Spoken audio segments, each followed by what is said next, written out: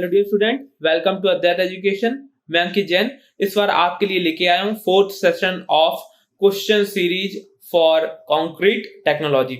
इसमें हम फिर से कुछ नए कॉन्सेप्चुअल फैक्चुअल क्वेश्चन करेंगे और देखेंगे कि उनको कैसे अटेम्प्ट करना है, क्या हमारी अप्रोच होना चाहिए। तो आइए स्टार्ट करते हैं fourth session of question series on concrete technology. Concrete technology question series 4। तो आइए अब हम स्टार्ट करते हैं क्वेश्चंस को अटेम्प्ट करना। फर्स्ट क्वेश्चन है the strength of concrete is mainly depends on. ठीक है, तो यहां पे कंक्रीट की स्ट्रेंथ से रिलेटेड हमको क्वेरी है और यहां पे 4 ऑप्शंस हैं, तो हम ऑप्शंस के थ्रू जाते हैं। ओके, फर्स्ट ऑप्शन है क्वालिटी ऑफ फाइन एग्रीगेट। तो स्ट्रेंथ ऑफ कंक्रीट के कॉन्टेक्स्ट में जो different type of fine aggregates possible हो सकते हैं, जैसे मैं कुछ की बात करूं कि सैंड अवेलेबल हो सकता है रिवर में से, उसकी क्वालिटी डिफरेंट होती है, और जो फाइन एग्रीगेट हमें रॉक की क्रशिंग के कारण ऑब्टेन होता है उसकी क्वालिटी डिफरेंट होती है। तो दोनों के कारण ही क्वालिटी डिफरेंट होने के कारण स्ट्रेंथ ऑफ कंक्रीट में डिफरेंस आता है। ठीक है, नेक्स्ट मैं बात करूं वाटर सीमेंट रेशियो। सीमेंट एक बहुत ही बड़ा फैक्टर है जिसपे कंक्रीट की स्ट्रेंथ जो है डिपेंड करती है। सीमेंट वाटर के साथ एक स्लरी बनाता है। यदि वाटर की जो कंटेंट है, वाटर का कंटेंट है, यदि इसमें ज्यादा कर दिया जाए तो सीमेंट का एडहेसिवनेस बहुत ही कम हो जाता है। तो इस कारण जो सीमेंट का एडहेसिवनेस कम हो जाता है और जो एक इंटीग्रेटेड मास बनना चाहिए कंक्रीट का, वो उतना अच्छा नहीं बनता है और उसमें डिसइंटीग्रेशन हो सकता है, या फिर इसमें एक जो फ्लक्चुएशन ऑफ वाटर जो है मेंटेन किया जाए तो इसमें fluctuation of strength of concrete में जो है मेंटेन किया जा सकता है। ठीक है, नेक्स्ट फैक्टर है फाइननेस ऑफ सीमेंट। ठीक है, तो सीमेंट यदि फाइन होगा तो ये भी स्ट्रेंथ ऑफ कंक्रीट को जो है एक माइन्यूट वे में कवर करता है। ठीक है, उसमें डिफरेंस क्रिएट करता है।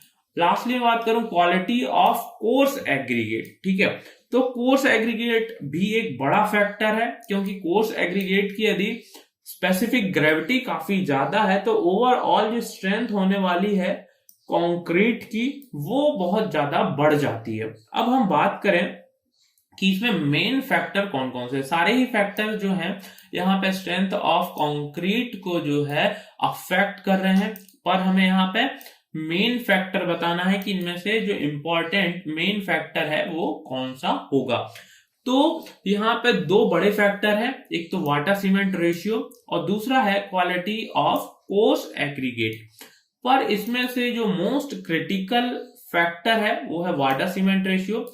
इसमें फ्लक्चुएशन होने से स्ट्रेंथ ऑफ कंक्रीट में भी एक सिग्निफिकेंट फ्लक्चुएशन दिखता है। ठीक है, तो यहां पे हम बोल सकते हैं कि जो मेन फैक्टर है वो क्या है, वाटर सीमेंट रेशियो। ठीक है, तो हम बोल सकते हैं कि strength of concrete is mainly depends on WYC ratio, water cement ratio. तो ऑप्शन बी जो है यहाँ पे करेक्ट है।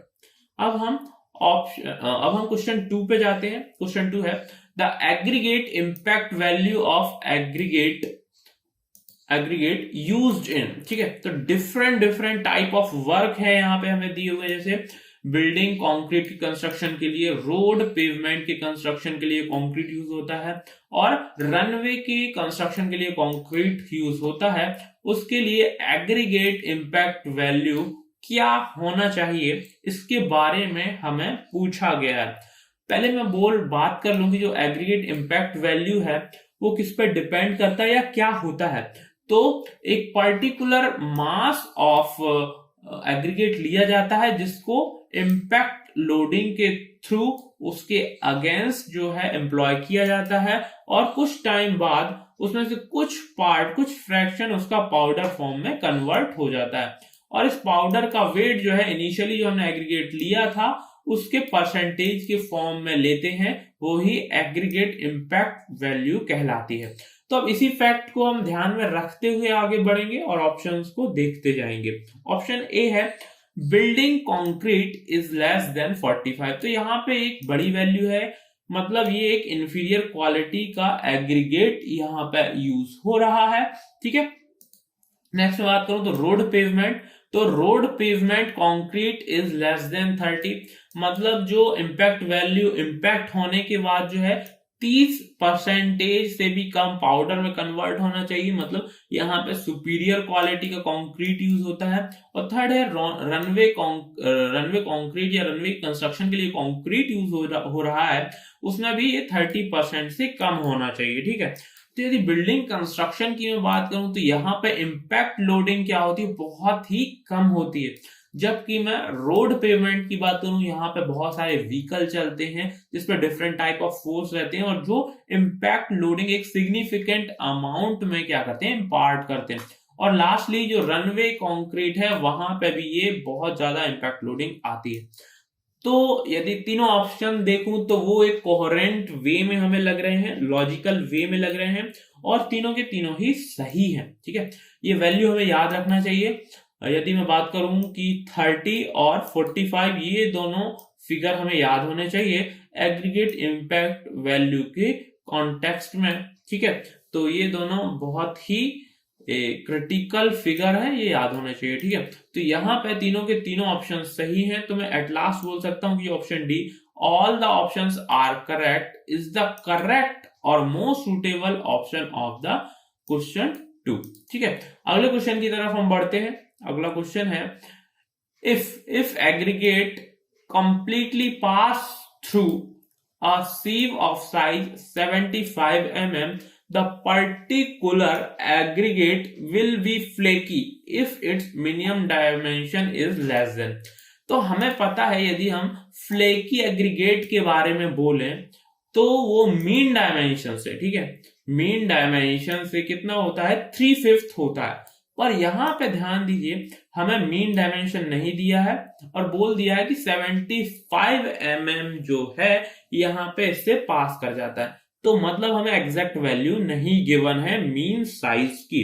तो इसी 75 को लेके यदि बात करें तो 75 के करस्पॉन्डिंगली जो वैल्यू आती है वो होती है, यदि 3/5 करते हैं, वो है 45 से मिनिमम होना चाहिए। ठीक है ना, तो 45 से मिनिमम, यदि 50 से मिनिमम करेंगे तो वैल्यू गलत हो जाएगी, और 45 से कम वैल्यू कौन सा है, 40.5। ठीक है, तो ये ही यहाँ पे मोस्ट सुटेबल आंसर होना चाहिए। ठीक है ना, तो यहाँ पे option C is the correct answer of this question. ठीक है ना, यहाँ पे हमको एक चीज और ध्यान देने वाली है कि हमें डायरेक्टली यहाँ पे मीन साइज नहीं गिवन है, एक अपर साइज गिवन है। ठीक है, उसके करस्पॉन्डिंगली एक लोअर सीव साइज होगा, जिसके करस्पॉन्डिंग जो मीन साइज आएगा उसका 3/5 होता है फ्लेकी एग्रीगेट। ठीक है, तो यहाँ पे इसलिए 45 से नीचे वाली वैल्यू जो है 40.5 है, तो ये ही ज्यादा क्या है, करेक्ट है, सूटेबल है इस क्वेश्चन के करस्पॉन्ड में। ठीक है, क्वेश्चन नंबर 4 पे जाते हैं। क्वेश्चन 4 को देखते हैं।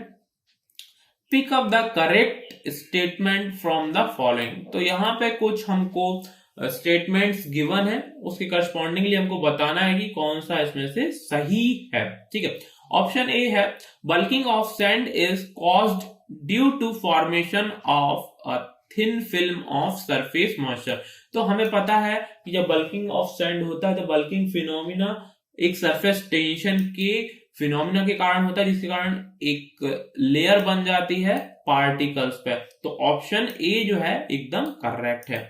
ऑप्शन बी पे जाते हैं, fine sand bulks more than the coarse sand. ठीक है, तो हमें पता है कि फाइन सैंड में पार्टिकल्स जो हैं और छोटे छोटे होते हैं। यदि सैंड स्पेस या वेट की भी बात कर लें तो फाइनर होने के कारण पार्टिकल्स को कवर करने के लिए जो मॉइस्चर है वो ज्यादा यूज होता है, और मॉइस्चराइज होने के बाद इनमें जो बल्क है वो भी ज्यादा दिखता है। तो ओवरऑल हम बोल सकते हैं कि फाइन सैंड में जो वॉल्यूम का इंक्रीमेंट है या बल्क ज्यादा देखने को मिलता है कोर्स सैंड के कंपैरिजन में। तो ऑप्शन बी भी सही है। ऑप्शन सी पे जाते हैं, with 10% moisture content by weight the bulking of sand is increased by 10%। ठीक है, तो विथ द 10% मॉइस्चर कंटेंट, तो यहां पे एक सैंड बोल दिया गया है। ठीक है, और यहाँ पे कौन से टाइप का सैंड है ये नहीं बताया गया है, क्योंकि फाइन सैंड, मीडियम सैंड और कोर्स सैंड में भी क्या होता है, ये चीजें डिफर करती हैं। और ये जो वैल्यू है 10%, ये 9 to 10%, ये फाइन सैंड के करस्पॉन्डिंग यदि हम जाते हैं तो 50% तक का इंक्रीज देखने को मिलता है हमको वॉल्यूम में। तो यदि मैं देखूं कि ऑप्शन ए और बी तो एकदम करेक्ट थे ही, ठीक है, और ऑप्शन सी भी यदि फाइन सैंड के करस्पॉन्ड में देखा जाए तो वो भी करेक्ट लग रहा है।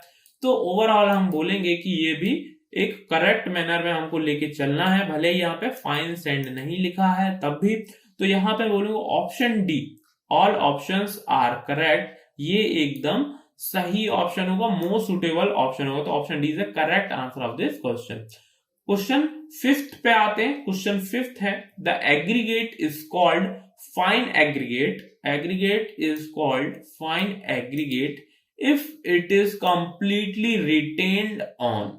ठीक है, तो हमें पता है कि जो फाइन एग्रीगेट है वो सैंड होता है। ठीक है, और सैंड के लिए जो वैल्यू है 75 mm की होना चाहिए। ठीक है, 75 mm सीव जो है यहां पे होना चाहिए। ठीक है, अब हम यहां पे बोलते हैं कि जो पार्टिकल्स 75 mm पे रिटेन कर रहे हैं वो 150 माइक्रोन, मोस्ट ऑफ देम जो है 150 माइक्रोन सीव पे भी क्या करेंगे, रिटेन करेंगे। ठीक है, मोस्ट ऑफ देम। ठीक है, मोस्ट ऑफ देम की बात कर रहा हूं मैं, 100% की बात नहीं कर रहा हूं। कुछ तो इसमें से पास कर ही सकते हैं, 150 माइक्रोन से 75 माइक्रोन के बीच हो ही सकते हैं। ठीक है, तो एक डेफिनेशन ये है। यदि हम एक और डेफिनेशन के थ्रू जाएं, और यदि मैं बोलूं कि जो हम फाइनेस मॉडुलस निकालते हैं, ठीक है, फाइनेस मॉडुलस निकालते हैं, उसमें मिनिमम सीव साइज क्या होता है, 150 माइक्रोन या 0.15 mm। ठीक है, तो उस हिसाब से देखा जाएगा तो फाइन एग्रीगेट के लिए जो मिनिमम सीव साइज है वो क्या होगा, 150 माइक्रोन। पर एक डेफिनेशन ये भी बताती है कि वो 75 माइक्रोन से ज्यादा होना चाहिए। अब यहां पे हमें एक ऑप्शन नन ऑफ दीज भी दिया हुआ है। ठीक है, तो यहां पे कंफ्यूजन वाली बात हो जाती है कि हमें किस वे में आगे जाना चाहिए।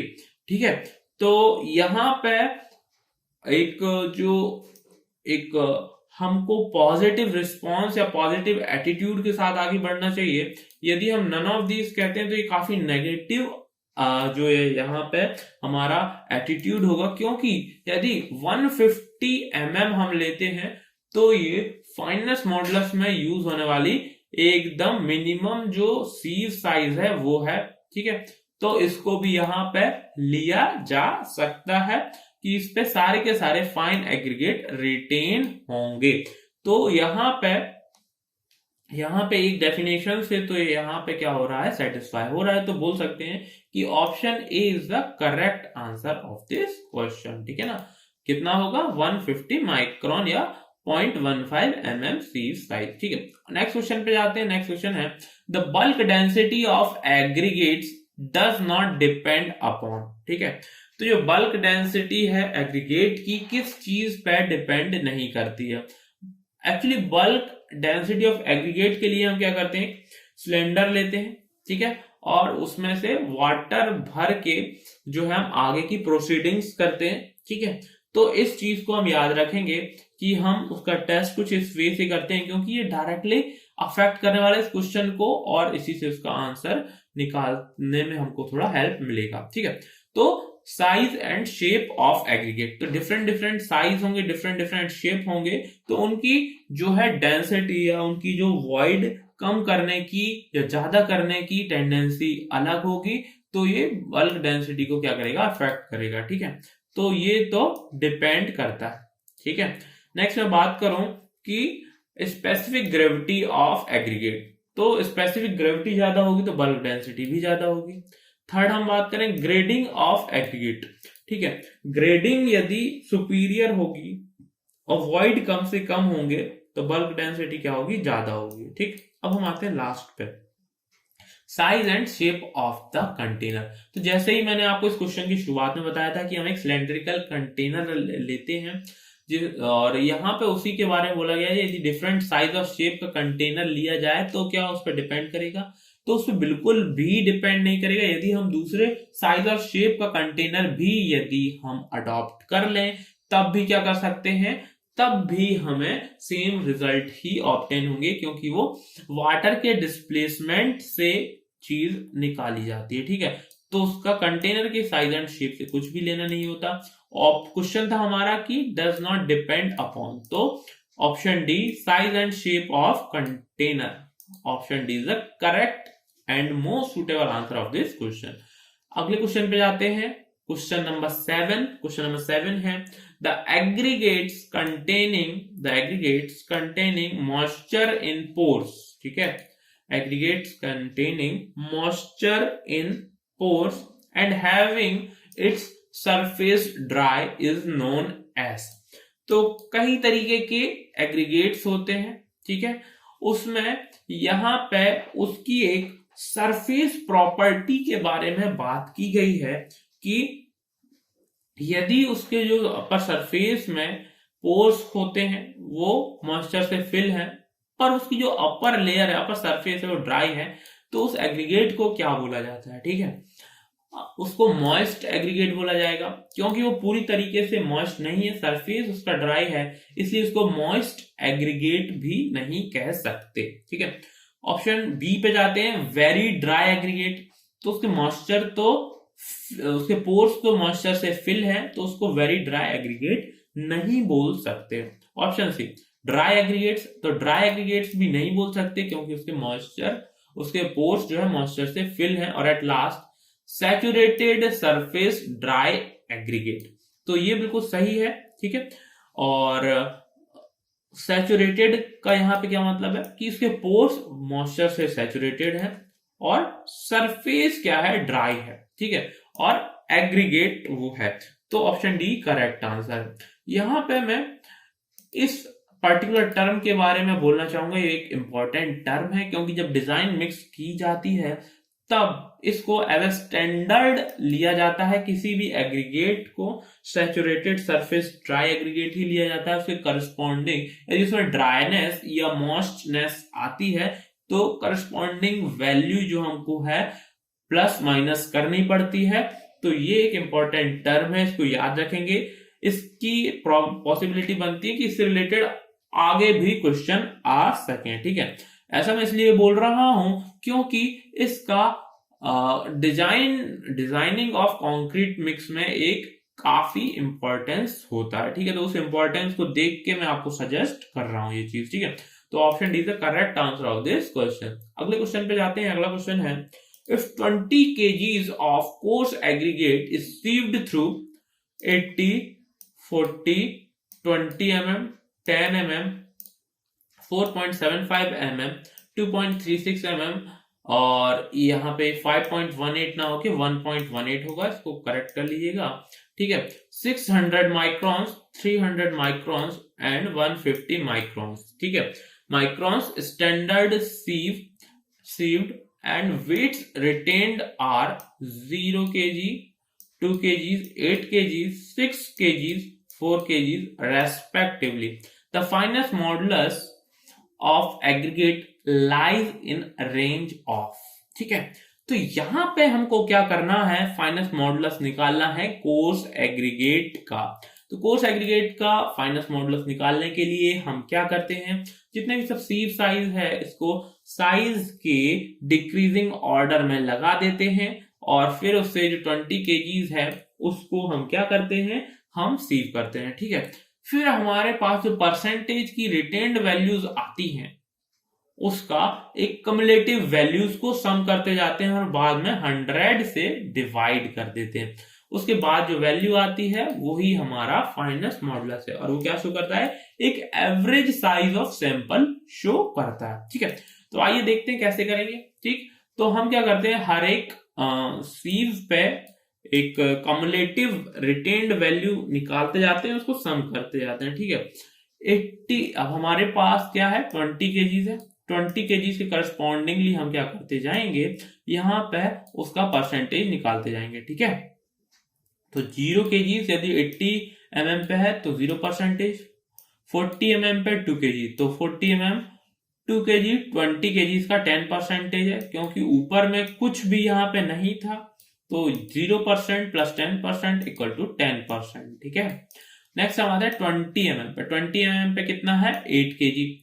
जो चीज 8 केजी पे जो 20 mm पे रिटेन हुई है, वो जो 40 mm पे हुई थी वो भी 20 mm पे भी होगी, तो फिर से उसको क्या करते हैं, सम कर देते हैं। तो यहाँ पे था 10%, 20 mm पे हो जाएगा 8 प्लस 2 10 केजीज, और 10 केजीज 20 केजीज का 50% हो जाएगा, तो 10% प्लस 50%। ठीक है, नेक्स्ट हम आते हैं यहाँ पे 10 mm में। ठीक है, 10 mm में यहाँ पे बोल रहा है कि 6 केजी। जो चीज 10 mm पे रिटेन कर रही है तो वो जो चीज 40 mm और 20 mm पे रिटेन कर रही है वो 10 mm पे भी रिटेन करेगी। तो 10 mm पे क्या क्या रिटेन करेगा, 2, 8 और 6 केजी। तो ये हो जाता है 16 केजी। 20 से उसका एक हम परसेंटेज निकालें तो क्या आ जाएगा, 80%। ठीक है, क्या आ जाएगा, 80%। अब आते हैं 10 mm के बाद 4.75 पे। 4.75 पे फिर आ जाता है 4 केजी। तो ये पूरा का पूरा कितना हो जाता है, 8 प्लस 2 10, 6 प्लस 4 20, तो 100% 4.75 पे रिटेन कर गया है। ठीक है, अब ध्यान से देखें उसके नीचे कितने सीव्स हैं, क्योंकि इस पर रिटेन कर गया है तो अब इससे नीचे वाले जो साइजेस हैं वो छोटे हैं, तो उन पे भी रिटेन करेगा ही। ठीक है, तो 2.36 एक 1.18 है ये। ठीक है, इस पे भी रिटेन करेगा 600 माइक्रोन, थर्ड 300 माइक्रोन, फोर्थ और 500 माइक्रोन 5। तो मैंने आपको क्या बोला था कि सब की क्यूमुलेटिव रिटेन्ड जो है उसका सम करेंगे और 100 से डिवाइड करेंगे। तो क्योंकि यहाँ पे क्यूमुलेटिव रिटेन कितना आएगा, 100 100 100 100 100। ये तो सब फाइन एग्रीगेट वाली सीव है, तो यहां से 500 तो यहीं से आ गया। ठीक है, 4.75 पे भी क्या हो रहा था, 100% रिमेंड था, तो ये 600 आ गई वैल्यू। अब बात करें जो ये 10 mm था, यहां तक क्यूमुलेटिव रिटेन कितना था, 80, तो 680 हो गया। अब 20 तक कितना था, 50%, तो 680 प्लस 50 कितना हो गया, ये हो जाता है आपका 730। ठीक है, 730 हो जाता है। और 40 mm पे आपका था, 40 mm पे आपका था 10%। ठीक है, तो ये कितना हो गया, 730 प्लस 10, तो ये हो गया 740। अब 740 को यदि अपन 100 से डिवाइड करते हैं तो 7.4 वैल्यू आएगी, और 7.4 वैल्यू ऑप्शन बी के करस्पॉन्ड है। ठीक है, ऑप्शन बी के करस्पॉन्ड है, तो हम यहाँ पे बोल सकते हैं option B is the correct answer of this question. ठीक है, option B is the correct answer of this question. Ninth question पे आते हैं, pick up the correct statement from the following. ठीक है, तो यहाँ पे स्टेटमेंट ए है, the free water is the amount of water added while mixing and the amount of water held on the surface of aggregate prior to mixing। ठीक है, तो यहां पे दो तरीके का वाटर हो सकता है। एक तो जो एब्जॉर्ब्ड वाटर है, जैसे हमने बात की थी कि पोर में एब्जॉर्ब हो जाता है वो, और दूसरा होता है फ्री, जो कि अभी उसके ऊपर में है या फिर कंबाइंड फॉर्म में नहीं है। तो ऑप्शन ए, जो स्टेटमेंट ए है कि जो फ्री वाटर है, अमाउंट है वाटर का, वो अमाउंट है कि जो कि अभी तक क्या हुआ है, while mixing an amount of water held on the aggregate prior to mixing, तो अभी मिक्स ही नहीं हो पाया। ठीक है, तो फ्री स्टेज में है, तो क्या कहलाएगा, ये फ्री वाटर कहलाएगा। ठीक है, तो ये स्टेटमेंट सही है। अब टोटल वाटर क्या होगा, जो फ्री वाटर जो कि अभी एब्जॉर्ब ही नहीं हो पाया है या फिर मिलाया मिक्स ही नहीं किया गया है, और एब्जॉर्ब्ड वाटर। तो ये टोटल वाटर को क्या करेगा, कंप्लीट करेगा। तो ऑप्शन बी जो है या स्टेटमेंट बी है वो भी करेक्ट है। तो यहां पे हम बोल सकते हैं कि जो option D, both A and B are correct. ठीक है, तो इसके लिए, इस क्वेश्चन के लिए option D is the correct answer of this question.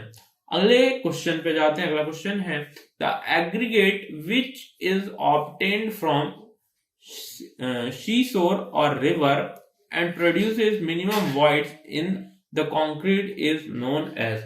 तो seashore और rivers में एक एग्रीगेट मिलते हैं, जो भी एग्रीगेट मिलते हैं रिवर और सी के जो वाटर एक्शन होता है उसके कारण वो क्या होते हैं, पॉइंटेड ना होके राउंडेड शेप में होते हैं, और उसके कारण क्या होता है, जो मिनिमम वॉइड्स जो है, क्योंकि वो ऐसा शेप एक्वायर कर लेते हैं और जब उनको एक सर्टेन स्पेस में फिल किया जाता है तो सबसे कम वॉइड्स को जो है वो रहने देते हैं, तो उसको बोला जाता है राउंडेड एग्रीगेट्स। तो यहाँ पे ऑप्शन डी में वो चीज मेंशन्ड है, तो option D is the correct answer of this question. तो यहाँ पे आज की जो सीरीज है, आज का जो सेशन है, यहीं पर मैं एंड करता हूं। ऐसे ही मैं आपके लिए कॉन्सेप्चुअल, फैक्चुअल और कैलकुलेटिव क्वेश्चंस लेकर आता रहूंगा, जो कि एई एग्जाम और जेई एग्जाम के लिए बहुत ही ज्यादा इंपॉर्टेंट है, फ्रिक्वेंटली पूछे जाते हैं। कुछ अनयूजुअल क्वेश्चन भी मैं लाऊंगा जो कि कॉन्सेप्ट बिल्डिंग में बहुत ज्यादा हेल्प करने वाले हैं, रिवीजन में आपको हेल्प करने वाले हैं। So best of luck, good bye.